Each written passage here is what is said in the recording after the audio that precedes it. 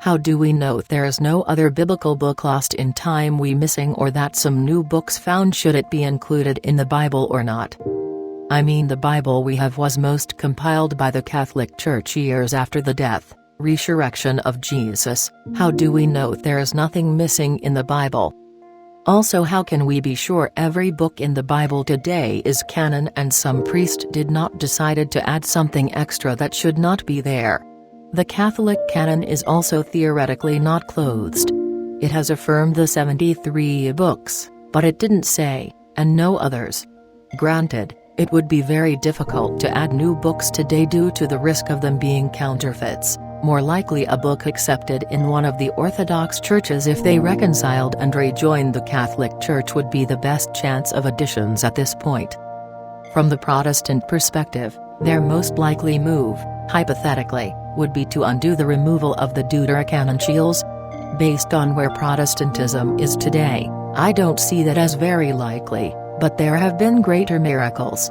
What constitutes the Bible is a matter of theology. The early Christian Church faffed about for about 200 or 300 years before deciding on the current set of 27 New Testament books. There are lots of books written in the very early Christian times, about 50 Gospels, a bunch of epistles and a handful of apocalypses, but those were rejected from the canon, for not being considered authentic and/or having the wrong theology. There's no objective criterion for what the canon is. About the only way someone can find missing parts of the Bible is if a very early manuscript is found that's obviously one of the current biblical books and has some material that may have been later removed. New books aren't going to show up, or rather they have been showing up all the time, but nobody's going to add them in. Well, almost nobody. Book of Mormon. One current scholarly view, the majority view, in fact, is that there is at least one missing gospel, not that it would necessarily be put in the Bible if they ever found it, which seems to be a document of sayings of Jesus that was cribbed by both the authors of Matthew and Luke, just as they both appear to have copied the Gospel of Mark, and scholars call this mystery source Q. In 1945, scholars found a Coptic sayings gospel in Egypt, the Gospel of Thomas, in a trove of Gnostic documents. And that looks like the sort of format that Q is hypothesized to be written in. It's not Q, but it confirms that Q-like documents did exist around the time. As for how we know that people didn't add stuff that shouldn't be there, well, they probably did.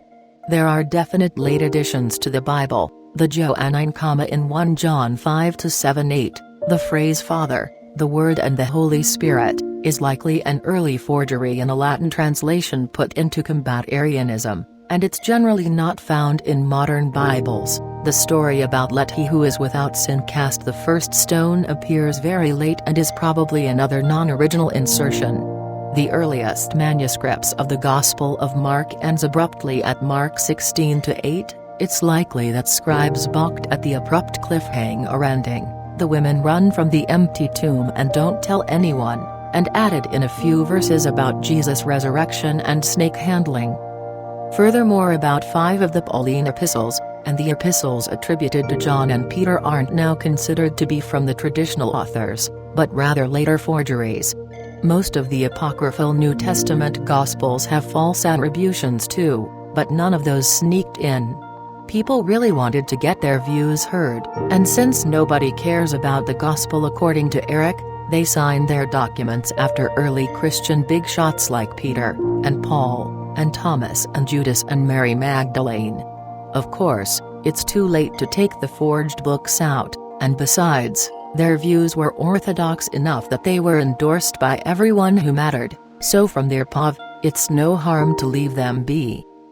Bart Ehrman writes a bunch of popular books on this stuff, like Misquoting Jesus and Forged, and more scholarly ones if you need the technical guts of the arguments. He is considered to be a mainstream scholar, though people attached to traditional or fundamentalist views of the Bible tend to treat him as a bogeyman. He's all over YouTube as well, in lectures and debates, so you can get a taste of this sort of stuff.